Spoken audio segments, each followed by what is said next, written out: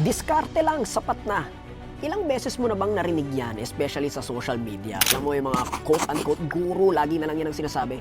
Para bang as if knowledge and education are secondary. Quote pa nga nila, may mga yumayaman naman ang hindi naman ganong katalino. Or maybe sabi ng iba, may mga yumayaman naman na diskarte na lang. Hindi naman nakapag-aral. In a way, totoo naman yan, may mga ganong tao naman talaga. Pero kung goal mo lang ay kumita, magkapera at umasenso ng konti, pwede na yan. You can actually settle for that. Pero kung pag-uusapan natin yung top 1%, kung pag-uusapan natin yung largest and biggest companies in the world, and even in the Philippines, kung titignan mo, yung mga companies that is from local to global, hindi sila nabuhay ng diskarte lamang.